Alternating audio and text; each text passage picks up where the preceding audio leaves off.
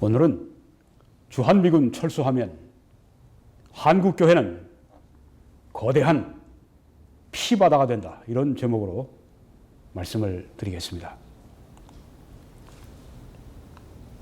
지난 4월에 여기 지금 왼쪽에 사진에 보이는 황희석 법무부 인권국장이 자기를 찾아온 그리스도인들에게 이렇게 막말을 했습니다. 기독교는 혐오 집단이다.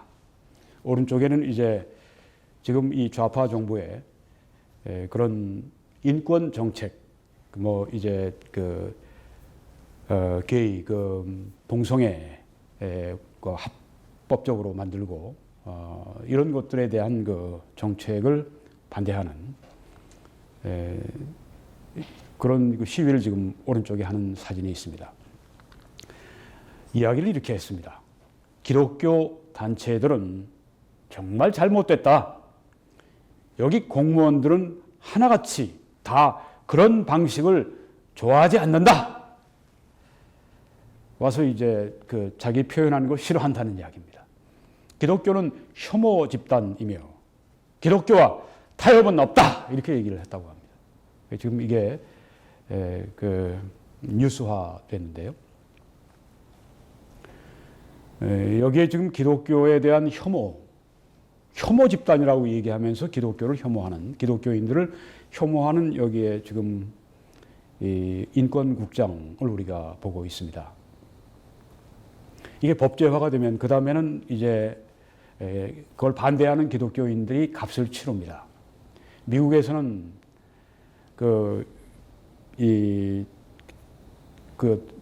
베이커리를 뭐라고 그러나요?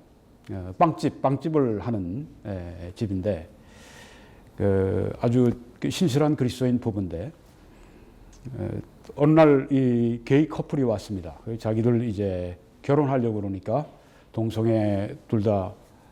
동성애자들이 결혼하려고 그러니까 케이크를 만들어 달라고. 그런데 그것을 내 신앙상 이유로 만들어 드릴 수 없습니다. 이렇게 해서 이제 고소를 당해서 재판에서 1심에서 져서 15만 불을 물어내게 됐습니다. 그래서 기독교인들의 모임에 와서 이제 이야기를 하면서 눈물을 흘려요. 그 부인이 15만 불을 내야 하면 우리는 완전히 파산합니다. 네, 이렇게 성경 말씀대로 살아보려고 하는데 이 세상 법이 그렇게 걸어서 그렇게 신앙 양심대로 살아가지 못하고 그렇게 살아가면은 박해를 받고 손해를 보고 심지어 완전히 가정이 그냥 재정적으로 무너지는 그런 일을 당하는 이런 박해가 미국에 있습니다. 네, 오바마 시절에 아주 심했습니다. 지금 트럼프 대통령 시절에 지금 많이 완화가 되었죠. 네, 트럼프 대통령이 기독교를 보호하겠다 해서 우리 기독교인들이 그를 뽑는 일에 아주 압도적으로 그를 뽑아 주었습니다. 뭐 무엇보다도 흑인들은 나에게 도움을 주면 내가 표를 주지. 미국의 백인 그리스도인들은 그래도 살아 있습니다. 81%나 아니, 나라를 위해서 찍어야 돼. 우리 교회를 위해서 찍어야 돼. 하나님 말씀 때문에 찍어야 돼. 그리고 81%의 백인 그리스도인들이 트럼프를 뽑았는데요. 네, 지금 비슷한 현상이 우리나라에 들어오고 있습니다. 우리나라도 여기에 지금 이 박해를 받는 아주 박해 초기지만 이런 것들이 나옵니다. 좌파가 점점 세력을 잡고 좌파의 철학을 실천하려고 할 것 같으면 반드시 기독교와 충돌하게 되어 있습니다. 하나님의 말씀과 좌파의 인본주의적인 철학은 대립하게 되어 있습니다. 그 안에 아주 적그리스도적인 사상이 있습니다. 이것이 성경과 충돌하게 되어 있고 성경대로 믿고 살려고 하는 사람들이 그것 때문에 박해를 받게 됩니다. 특별히 소수가 되면 박해받는 건 말할 것도 없죠. 다수가 되어도 이렇게 법제화가 되어버리고 말면 그 다음에 박해를 받게 됩니다. 어떤 기독교 국가일지라도 지금 50% 이상 기독교인들이 있는 데가 어디 있습니까? 미국도 복음주의 그리스도인들이 한 20%밖에 되지 않습니다. 그래도 그 힘이 있는 것이죠. 로마 시대 때에는 전체 인구 가운데 기독교인들이 10%가 조금 넘었답니다. 그럼에도 불구하고 그들이 정말 신실한 그리스도인들이었기 때문에 로마 사회에 굉장히 영향을 많이 미쳤습니다. 우리 한국이 그렇게 돼야 되겠는데요. 네, 여기 지금 이런 것들이 지금 기독교는 혐오 집단이야. 기독교와는 타협을 못해. 우리 공무원들은 다 당신 그렇게 하는 거 싫어. 이런 식으로 얘기하는 것은 벌써 이 박해의 초기 단계에 들어갔다고 하는 것을 말하는 것입니다. 이것이 심화될 때 이런 일이 발생할 수가 있죠. 적대적인 정권이 기독교를 박해하기 시작할 때 그 예가 이 로마 제국 안에서 있었죠.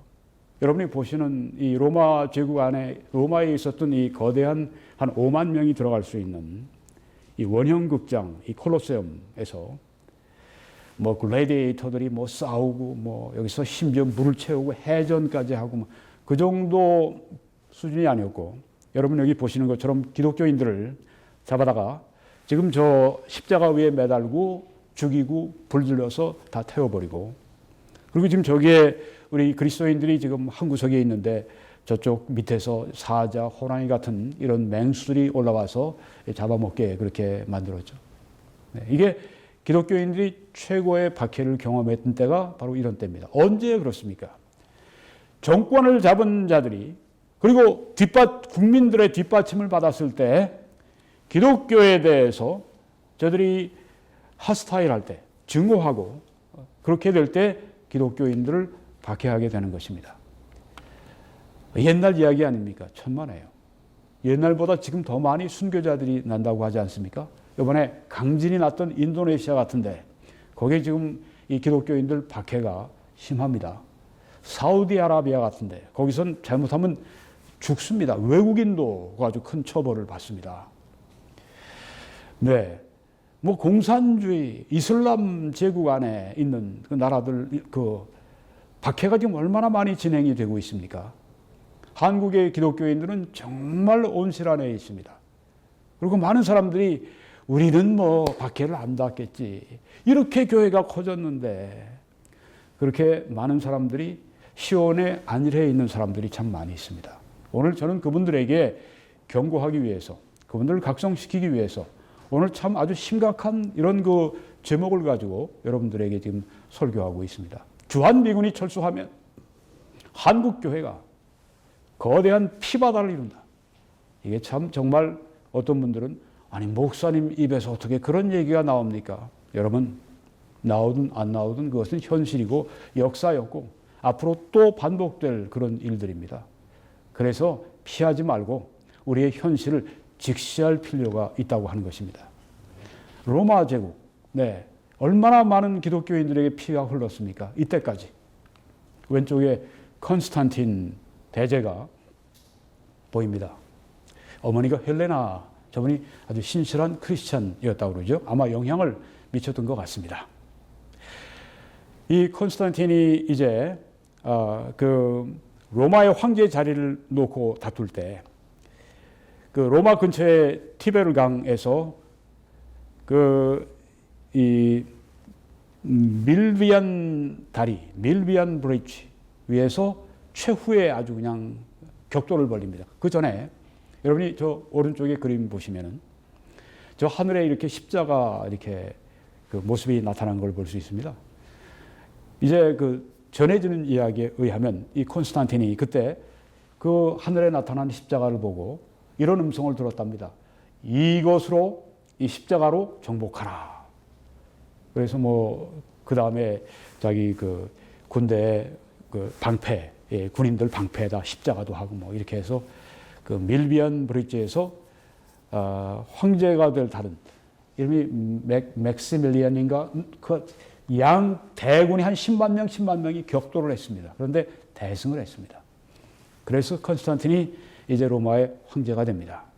그게 312년 대승을 거두었고 그 다음 해 313년에 밀란 칙령을 발표해서 이제 기독교에 대한 박해를 중지한다. 기독교인들은 자유스럽게 예배할 수 있다.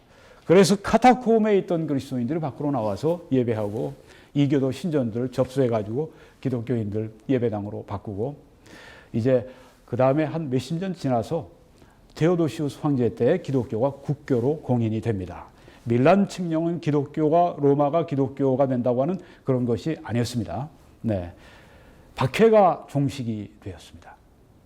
그래서 250년 동안 그렇게 로마 제국에 무서운 박해가 자행되다가 끝난 것입니다. 뭐 콘스탄틴에 대해서 여러 가지 이야기했지만 제가 그 이야기할 시간은 없고요. 5세기경에 영국에 켈틱 교회가 아주 활발하게 그렇게 성장하고 있었습니다. 그런데 로마 군대가 함께 있었을 때는 문제가 없었습니다. 로마가 이제는 그 로마 제국이 이제는 기독교를 국교로 받아들이게 됐으니까 군인들도 아주 기독교에 대해서 호의적일 수밖에 없죠. 그러니까 여기 켈틱 기독교인들을 이 로마 군대가 사실상 보호를 한 겁니다. 그런데 로마가 약해지고 로마 군대가 이제 영국에서 철수를 하고 난 다음에 어떤 일이 벌어졌는가 하면 그 영국에 있던 그 로마 군대 밑에 깔려 있던 앵글로 섹슨이 이제 세를 잡고 그 다음에 켈틱 교회를 박해하기 시작했습니다. 그래서 영국으로부터 다 쫓아내 버렸습니다. 그때 많은 이 켈틱 그리스도인들이 죽임을 당했죠. 왼쪽에는 콜룸바라고 하는 이 영국의 그 앵글로 섹슨들에게 복음을 전했던 그 유명한 전도자가 그 그림이 나와 있습니다. 오른쪽에는 이제 그 로마의 이 보병들, 무서운 로마의 보병들이 거기에 사진에 나와 있습니다. 여러분 여기에서 지금은 앵글로 섹슨이 어떻습니까? 네, 아주 전 세계를 지금 주름잡고 있는데 그리고 그들이 나중에 이제 복음화되고 난 다음에는 아주 이 선교사 보내는 그 일에 아주 앞장서게 됐죠. 네. 하여간에 로마 군대가 철수하고 난 다음에 그 다음에 앵글로 섹슨이 켈틱 교회를 박해해서 피를 흘리게 만들었습니다. 주한미군이 한반도를 우리 남한에서 철수하게 되면 어떤 일이 일어날 것인가? 무슨 일이 일어나겠어? 진짜 모르는 것입니다. 여기 지금 로마 군대가 영국에서 철수하기 시작하니까 켈틱 교회가 무서운 피해 박해를 받게 된 것처럼 만약 주한미군이 한국을 떠나게 되면은 철수하게 되면은 그때는 한국 교회는 공산주의의 밥이 되는 것입니다. 종북주의자들의 밥이 되는 것입니다. 피바다가 될 것입니다. 제가 농담하는 것이 아닙니다. 제가 과장도 아닙니다. 역사를 통해 말씀을 더 드리겠습니다. 왼쪽에는 얀 후스가 있습니다. 오른쪽에는 마틴 루터가 있습니다. 한 100년 이 삶의 100년 정도 차이가 나는 분입니다. 얀 후스는 체코슬로바키아의 체코 그 당시에 보헤미아 지방의 이 종교 개혁자였습니다. 교황권과 싸우다가 결국은 화형에 처해서 마치게 되는데 얀 후스의 이 영적 영향력이 아주 강하게 보헤미아에 영향을 미치게 되었습니다. 그래서 나중에 이제 거기에서 나온 사람들, 모레비안 이런 사람들이 현대 선교에 아주 불을 붙여버리죠. 네. 얀 후스는 화형대 위에서 불타 죽었지만 그가 붙인 이 복음의 불꽃, 개혁의 불꽃은 계속 타올랐습니다. 그런데 얀 후스는 왜 그렇게 죽었습니까? 정권이 누군가가 정치적 세력이 막아서지를 않았습니다. 마틴 루터는 어땠습니까? 100년 후에 종교개혁을 할 때 그도 아주 죽음의 골짜기에 깊이 빠진 때가 있었습니다. 웜스우케 그가 이제 호출을 받고 가서 내 신앙을 네가 말하는 그 개혁신앙이라고 하는 거 지금은 이제 프로테스탄트죠. 그 신앙을 부인해라. 그러면 너 그냥 사죄할 수 있고 또 이 캐톨릭의 신학자로 잘 그렇게 신학교에서 가르칠 수 있다. 근데 마틴 루터가 거기서 아주 유명한 말을 하죠. 나는 양심을 반해서 그렇게 말씀과 반해서 그렇게 결정할 수 없습니다. 오 하나님 저를 도와주십시오. 그 말을 하자마자 어떤 명령이 떨어졌냐 하면 마틴 루터는 누가 만나서 죽여도 좋다. 아무도 그를 도와주지 마라. 도와주는 건 반역이다. 그러고서 쫓아냈습니다. 이제 마틴 루터는 밖에 나가는데 누가 와서 때려 죽여도 그냥 죽는 그런 그 신세가 된 겁니다. 이게 파문입니다. 그 당시에 사회에서 그랬습니다. 근데 마틴 루터가 이제 말을 타고 이제 죽음의 길을 가는 거죠. 그때 갑자기 복멸을 한 일단의 이 기사들이 나타나서 말을 타고 나타나서 마틴 루터를 그냥 끌고 가버립니다. 그런데 그가 누구냐면 프레데릭 섹소니 그 지방에 마틴 루터 거기 웜스국회에 있던 거기에 군주였습니다. 그가 마틴 루터를 보호한 겁니다. 이 프레데릭은 거의 평생 캐톨릭으로 그냥 머물렀습니다. 맨 나중에 이제 거의 죽을 때쯤 개신교인이 됐다고 하는 그런 그 말이 있는데요. 자기 영토 안에 있는 이 그 마틴 루터에게 이 법칙, 그러니까 법적으로 보호해야 되겠다 이런 그 생각이 있었습니다. 뭐 신앙적으로 그런 것보다는. 네. 마틴 루터가 살아서 놀라운 개혁 운동을 전개할 수 있었던 것은 얀 후스와 달리 프레드릭 3세 같은 그런 그 영주가 그를 그렇게 보호했기 때문입니다. 만약에 그 정치 권력이 나서서 마틴 루터를 그렇게 숨겨주지 않고 보호해주지 않았다면 마틴 루터도 결국은 그렇게 죽임을 당했을 것입니다. 만약에 한국에 지금 주한미군이 있음으로 말미암아서 우리가 얼마나 혜택을 많이 받는지 모릅니다. 그것 때문에 우리 한국교회가 전쟁이 없고 그것 때문에 우리가 공산주의에 먹히지 않음으로 말미암아 우리 한국교회가 얼마나 평화를 누리고 있습니까? 바로 그것을 우리가 잊어서는 안 된다고 하는 것입니다. 이건 참 정말 너무 쓰라린 그 역사의 한 대목인데요. 네. 여기 지금 그 프랑스 파리입니다. 이 성 바돌로메라고 한 그때 이 캐톨릭의 그 공주와 또 이 개신교의 이 왕자가 만나서 결혼하는 그날, 이 캐톨릭 측에서 이 개신교인들을 대학살하는 일을 했습니다. 근데 그때는 이제 뭐 교리적인 것도 있지만 정치적인 것이 많이 있었습니다. 제가 여기서 뭐 개신교인과 뭐 천주교인과의 갈등 이런 걸 제가 얘기하려고 하는 것은 아닙니다. 제가 말하는 것은 종교 그 배후에 이런 그 정치 권력을 얻게 될 때 어떤 일들이 벌어지는가 하는 것입니다. 여기 지금 그날 수천 명이 죽었습니다. 그날 뭐 신구교가 아주 정말 하나가 되는 화해하는 그런 날이라고 생각했는데 이렇게 배반을 당한 것이죠. 이런 일은 어느 쪽이 하든 절대 일어나서는 안 되는 일입니다. 이거 정말 아주 큰 범죄입니다. 네. 나중에 교황 이제 후에 여기에 대해서 사죄를 하고 그런 역사적인 그 일인데요. 1572년 8월 24일. 그리고 그 이후에 한 달 반, 두 달 동안 프랑스 전역에 대학살이 일어났습니다. 그래서 한 7만 명가량이 죽었다고 그래요. 근데 그 당시에 여기에 이 개신교인들이 주로 전문인들이었고 기술자들이었습니다. 계속 학살을 당하니까 이제 나라를 버리고 떠났습니다. 그래서 프랑스 경제가 굉장히 나빠졌습니다. 이런 역사적인 사례가 있는데 여기서 왜 제가 이 말씀을 드리느냐. 이 정권을 얻고 있고 그렇게 돼서 이 정치적으로 약한 그 세력이 있으면 심지어 이교도가 기독교를 그렇게 하는 것뿐 아니라 여기서 이런 내부 안에서 이렇게 그 대학살이 아주 피바다를 이루는 그런 일이 있었습니다. 그 위그노들이라고 그러죠. 네. 얼마나 열심히 잘 믿었는지요. 칼빈주의 영향을 받아서 또 아주 부지런하고 열심히 잘 믿은 분들입니다. 근데 그렇게 대학살이 있었습니다. 그래서 프랑스에는 그 다음에 개신교가 자리를 잡지를 못했습니다. 이때 만약 이런 일이 없었으면 프랑스도 아마 개신교의 나라가 됐을지 모르겠습니다만, 네. 여기서 말씀드리는 게 무엇인가 하면 이처럼 정치적인 권력을 잃어버리게 되면은 그 순수한 믿음을 가진 그 사람들이 하루아침에 이렇게 아주 그냥 대학살을 당하는 경우가 피바다를 이루는 경우가 나올 수 있다고 하는 겁니다.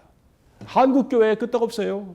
주한미군 철수하면 피바다를 이룰 수 있다고 하는 것을 제가 오늘 말씀드리기 위해서 이 아픈 역사적인 사실을 제가 끄집어내서 말씀을 드리는 것입니다.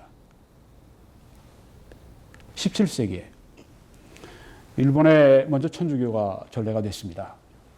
천주교나 개신교나 다 기독교라고 합니다. 일본의 특별히 나가사키가 아주 굉장히 선교가 활발했던 그런 곳이었습니다. 도요토미 히데요시부터 그 다음에 도쿠가와 이에야스에 이를 때 아주 이 일본 기독교의 핍박이 아주 그냥 하늘을 찔렀습니다. 아주 잔인하게 죽었어요. 어떤 사람은 한 가족을 아주 충신했는데 기독교 신앙을 부인하지 않는 것 때문에 손가락을 다 자릅니다. 가족들 다 열댓 명을 그렇게 해가지고 추운 겨울 바다에다 집어던집니다. 왜 손가락을 잘랐냐면 헤엄치고 나오지 못하게. 또 일본 기독교인들 이 목을 쳐서 몸과 분리시켜 버립니다. 왜? 부활을 믿는다고 하니까 부활하지 못하게 그렇게 했습니다. 여기 보니까 쫙 위에 교수형으로 죽는 사람들이 있죠. 화형으로 죽이죠. 목을 쳐서 죽이죠. 뭐 별별 방법으로 다. 굉장히 많은 일본의 기독교인들이 그때 순교했습니다. 왜 그랬습니까?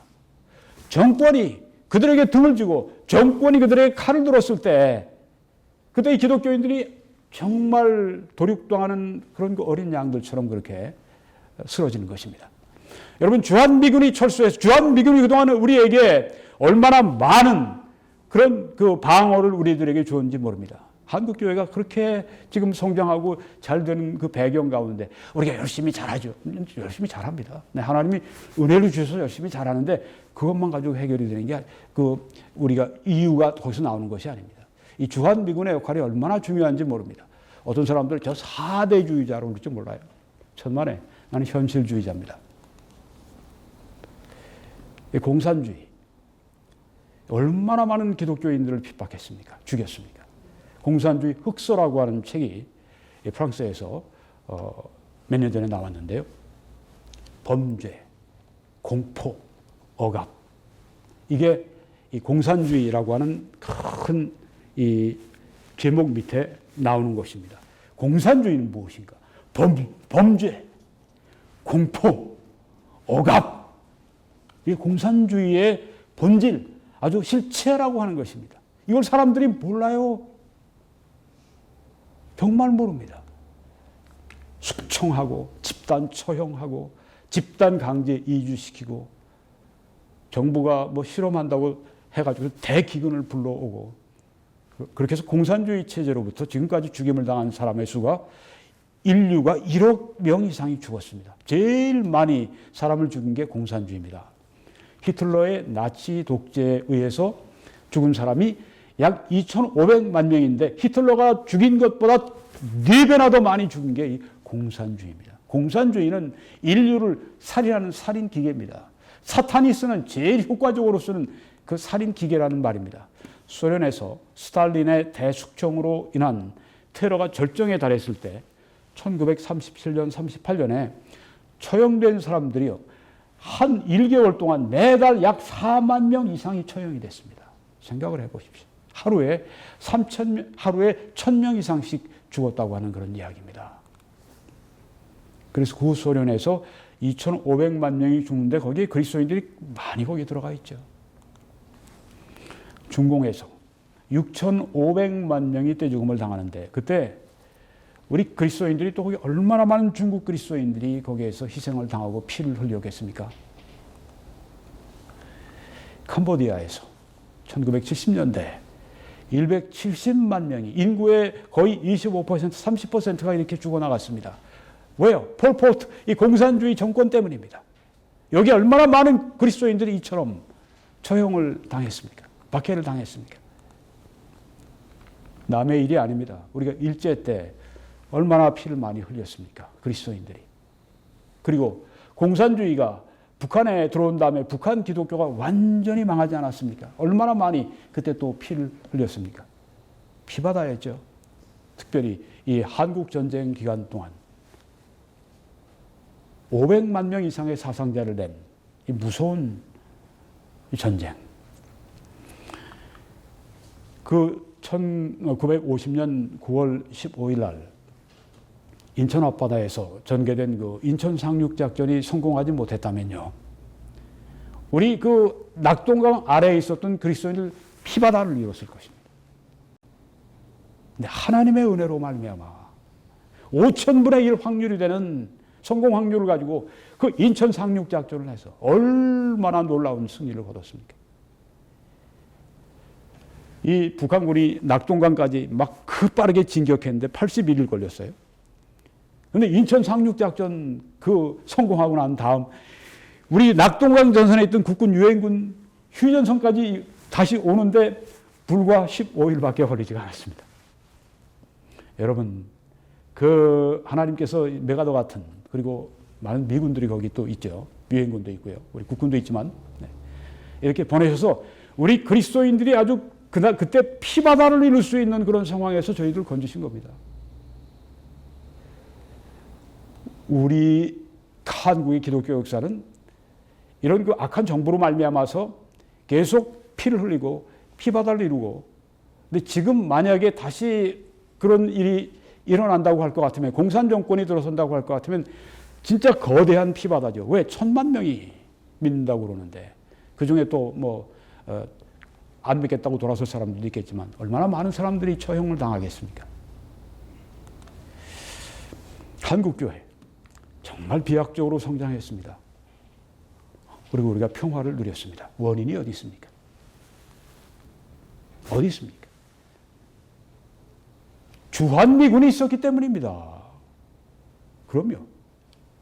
거기에 원인이 있습니다. 평화의 원인을 잘 알아야 됩니다. 이렇게 경제가 비약하고, 이렇게 정치가, 민주주의가 발전하고, 이렇게 국제적으로 우리의 그 지위가 높아지고, 이런데 보이진 않지만 주한미군이 있음으로 말미암아서 그것이 우리에게 그 번영할 수 있는 그 기틀을 주지 않았습니까? 북한에서 여러 번 공격을 했지만 큰 전쟁을 일으킬 수가 없었습니다. 왜? 워낙 주한미군과 우리 국군이 강력하게 압도적으로 전력을 가지고 있었기 때문에 약간 괴롭혔지만 그 이상은 안 됐던 거죠. 여러분, 이렇게 한국교회가 이렇게 신앙의 자유를 누리고 세계적인 선교 대국이 된 그 배경에 이 그림을 보시면 그 이유가 나와 있습니다. 1620년 11월 11일 메이플라워가 미국에 도착을 했습니다. 이 배는 신앙의 자유를 찾아 목숨을 걸고 온 분들이 탄 배였습니다.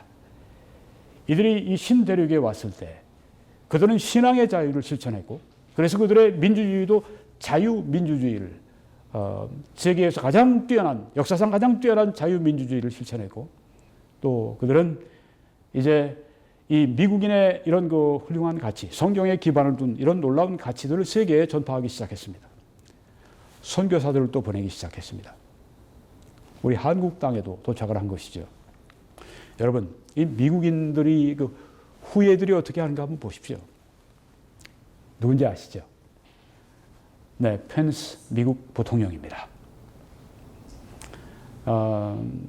이분은 전에 한번 말씀드렸습니다. 나는 먼저 크리스찬입니다.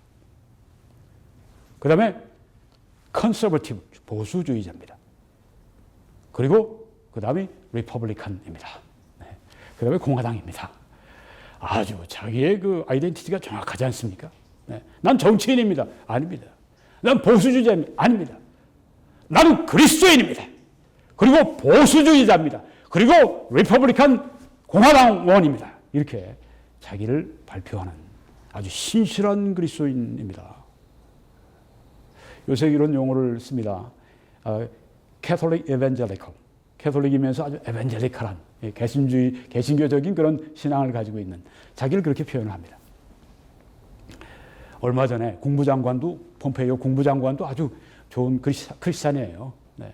이분들이 바로 그 신앙의 자유를 찾아온 필그림들의 후예들입니다. 그들이 지금 모여서 하는 일이 무엇입니까?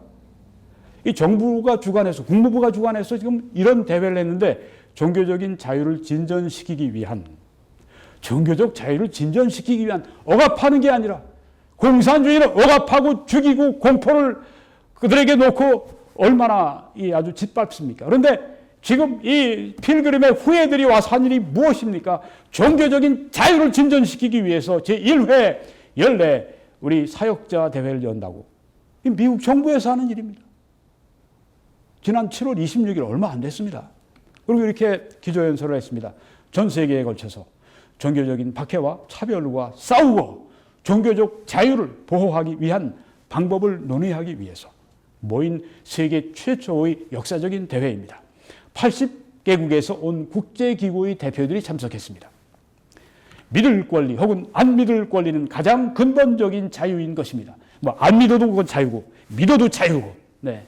종교의 자유가 부인되거나 파괴될 때 다른 권리들이 위태롭게 된다는 것을 우리는 알고 있습니다. 그렇기 때문에 미국은 언제나 오늘이나 언제든지 종교의 자유를 옹호합니다.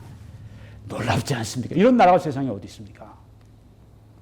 이런 나라의 지금 부통령, 이런 나라의 국무총리, 지금 아직 베이비 크리스찬이지만 이런 나라의 지금 트럼프 이런 사람들이 미국의 기독교를 보호하고 지금 바르게 세우고 있을 뿐 아니라 전 세계적으로 이렇게 종교의 자유를 더 확대하기 위해서 힘을 쓰고 있지 않습니까?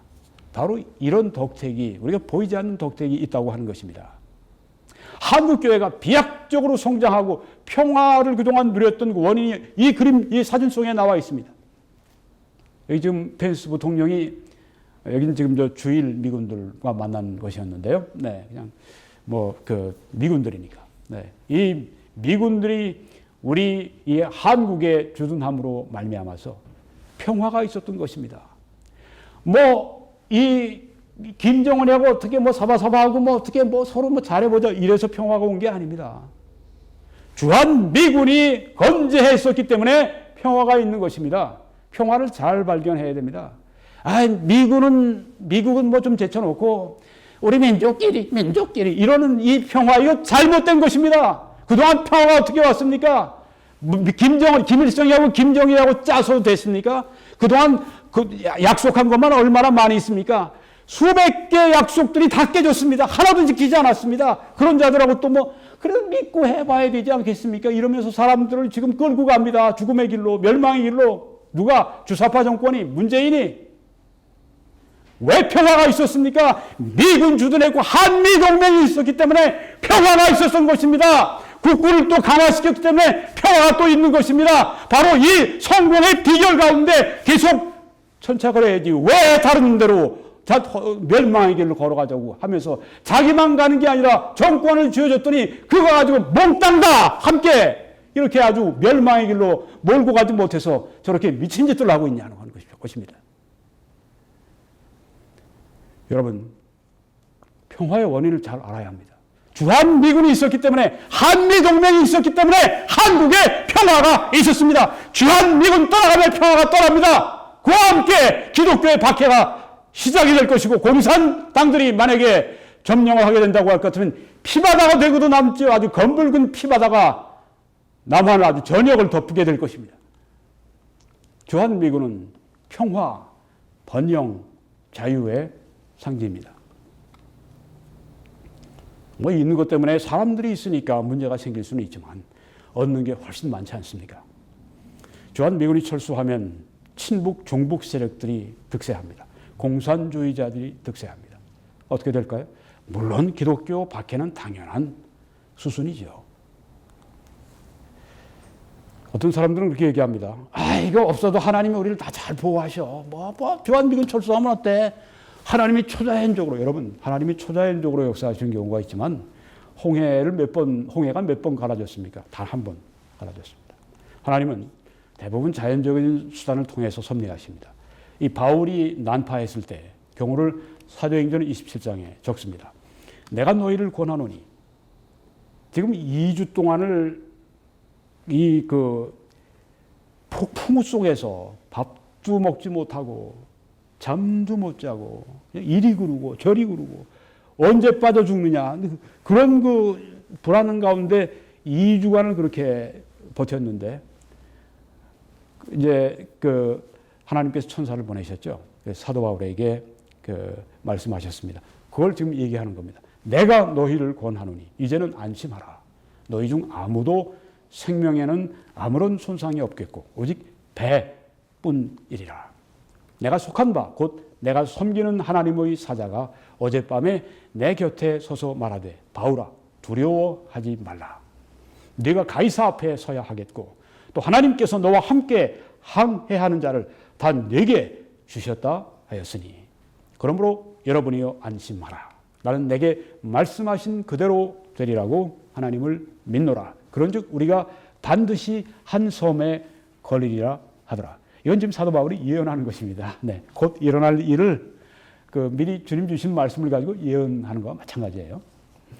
자, 그래서 그 다음 말씀 보니까 또 이런 말씀이 나옵니다. 사공들이 이제 어떤 섬 가까이 갔는데 사공들이 도망하고자 하여 이물에서 배 뒷부분에서 닻을 내리는 채 하고 거룻배를 바다에 내려놓고 도망가려고 자기들끼리 승객들은 다 놔두고 바울이 말합니다. 백부장과 로마의 이 100명을 건드린 이 장교 백부장과 군인들에게 말하기를 이 사람들이 이 사공들이 배에 있지 않으면 저들이 그냥 도망가고 배에 있지 않으면 너희가 구원을 얻지 못하리라 하니 이 군인들이 가서 거룻줄을 끊어 떼어 버리니라.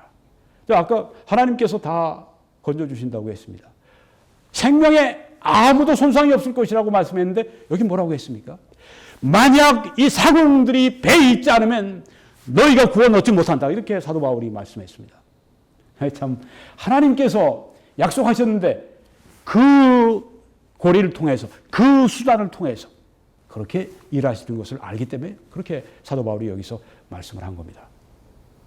네, 하나님께서 한국 백성들을 보호하시고 하나님께서 또 우리 한국교회를 보호하시고 이런데 그냥 하신 일이 아니라 주한미군이라고 하는, 여긴 사공이지만 주한미군이라고 하는 걸 통해서 그렇게 하셨다고 하는 것입니다.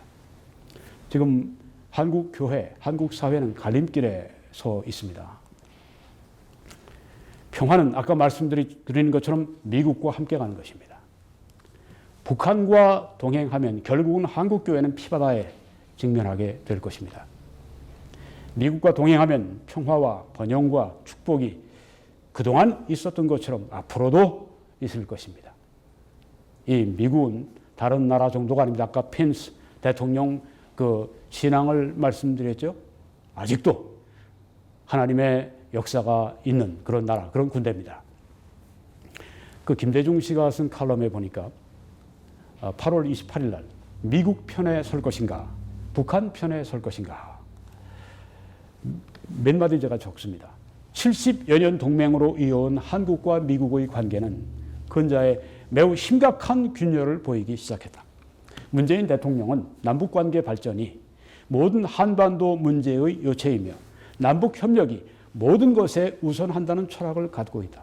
제가 여러분에게 말씀드린 것과 정반대 길을 지금 가고 있습니다. 북한 김정은이와 짝짝꿍하고 사바사바하고 그와 함께 내가 동행하고 내가 어떻게 잘해보고 우리 민족끼리 이렇게 되면 된다고 지금 얘기를 합니다. 안 되는 길을 지금 가고 있는 것입니다. 하나님이 주신 그 본래의 길, 한미동맹 굳건히 지키고 국방 튼튼히 하고 그렇게 하면서 서서히 통일을 이루어가야 되는데 거꾸로 지금 운전대를 지금 잡고 하는 것입니다. 배를 지금 뒤집으려고 하는 것입니다. 그는 문재인은 지난 15일 8.15 경축식에서 남북관계 발전은 북미관계 진전의 부수적 효과가 아니라고 했다.